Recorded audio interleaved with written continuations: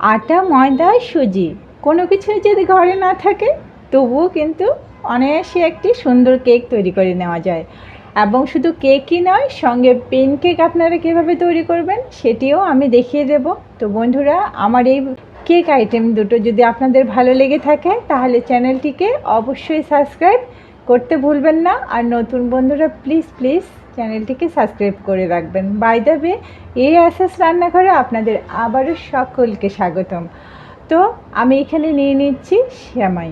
আমি এখানে নর্মাল সেমাইটাই ব্যবহার করেছি, আপনারা কিন্তু চাইলে এখানে লাচ্চাটাও ব্যবহার করতে পারেন, কিন্তু আমার মনে হয় যে এই নর্মাল সেমাইটা দিয়ে এটা বেস্ট হয়।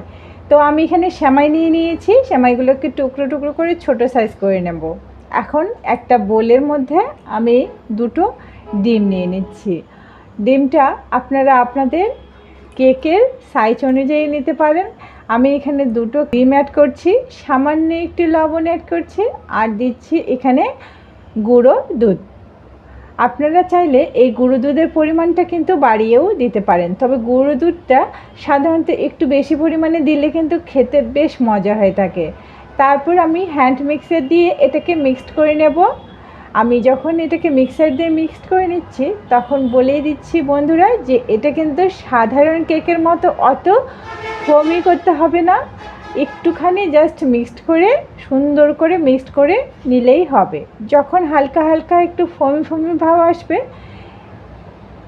বুঝতেই পারছেন, আমি এই যে দেখতে পাচ্ছেন হালকা হালকা একটু ফোমি ফোমি ভাব চলে এসেছে, এতেই কিন্তু এই কেকটা খেতে অনেক মজার হয়ে থাকে। সাধারণ কেকের মতো যে একেবারে ফোমি করতে হবে এমন কোনো কথা নেই, সুন্দর করে সমস্ত উপকরণগুলো মিক্সড করে নিলেই হয়ে যাবে। এখানে আমি চিনি অ্যাড করে দিচ্ছি, গুঁড়া চিনিটা অ্যাড করেছি আমি। আপনারা চাইলে নর্মাল চিনিটাও অ্যাড করতে পারেন।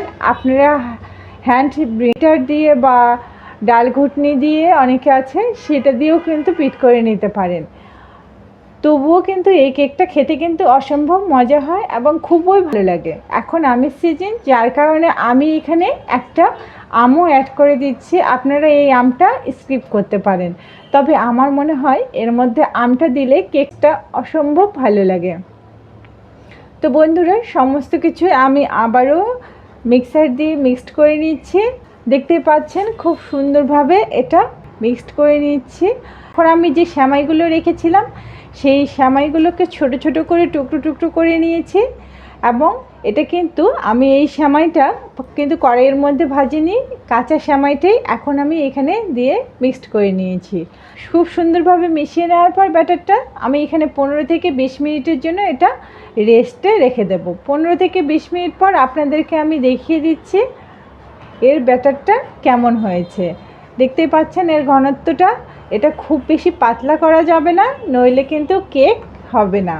তো এখানে আমি তেলটা অ্যাড করে দিচ্ছি। এখন দেখতেই পাচ্ছেন তেলটাকে খুব সুন্দর করে কিন্তু আমি এটার সঙ্গে মিশিয়ে নেব, ব্যাটারটার সঙ্গে। ব্যাটারে আমি এই তেলটা খুব সুন্দরভাবে মিশিয়ে নিচ্ছি। আপনারা চাইলে এই তেলটা বা এই বেকিং পাউডার বা বেকিং সোডাটা কিন্তু আগেও ব্যবহার করতে পারেন। যাই হোক, আমি ভুলে গিয়েছি যার কারণে আমি পরে অ্যাড করছি। তো বেকিং সোডা আমি দিয়েছি সামান্য একটু, আর বেকিং পাউডার হাফ চামচের মতো অ্যাড করে দিয়ে দিলাম। আবারও আমি এখানে মিনিটখানিক রেস্টে রেখে দিলাম। আপনারা এইসব উপকরণ আগে ব্যবহার করবেন। একটা কড়াইয়ে আমি জল দিয়েছি, স্ট্যান্ড বসিয়ে দিচ্ছি। এখন একটা বাটিতে করে আমি যে ব্যাটারটা করে রেখেছি সেটা আমরা যেভাবে সাধারণ কেক তৈরি করি সেভাবেই এখন আমরা এটাকে ভাপ দিয়ে নেব বা কেক তৈরি করে নেব। একটুখানি ব্যাটার আমি রেখে দিচ্ছি। আমি বলেছিলাম আপনাদেরকে পেন কেক করে দেখাবে, এই একটা ব্যাটার দিয়ে 2 রকমের কেক তৈরি করে দেবো। আপনাদের যার যেটা ভালো লাগবে আপনারা সেটাই ট্রাই করতে পারেন। তো আমার জলটা ফুটে এসেছে, এখন বাটিটা আমি বসিয়ে দিলাম। সামান্য কয়েকটা বাদামও আমি এর মধ্যে ছড়িয়ে দিয়েছি। তো যাই হোক বন্ধুরা, আপনারা চাইলে এখানে কিশমিশ, কাজু এসবও অ্যাড করতে পারেন, শুকনো কিছু ফ্রুটস। আমি সেটা করলাম না, কারণ আমার এই ফ্রেশ কেকটাই আমার বেবিটা পছন্দ করে, আর বাদাম সে পছন্দ করে দেখেই আমি এখানে বাদাম দিয়ে দিয়েছি। তো একটা কাঠি দিয়ে আমি দেখিয়ে দিচ্ছি যে আমার কেকটা হয়ে গিয়েছে, ভিতরে কোনো রকমের কাঁচা ভাব নেই। এখন আমি এটাকে তুলে দেখিয়ে দিচ্ছি আপনাদেরকে যে এটা কেমন হয়েছে। দেখতেই পাচ্ছেন আমার কেকটা কি সুন্দর ফুলে এসেছে এবং কি সুন্দর হয়ে গিয়েছে। এখন আমি পেন কেক দেখিয়ে দেবো বন্ধুরা আপনাদেরকে। সামান্য একটু তেল দিয়ে আমি সেই ব্যাটারটা দিয়েই কিন্তু এখানে একটুখানি দিয়ে দিয়েছি। একটু ঢেকে দেবো মিনিটখানেক এবং অবশ্যই চুলার আঁচটা থাকবে লোয়ে।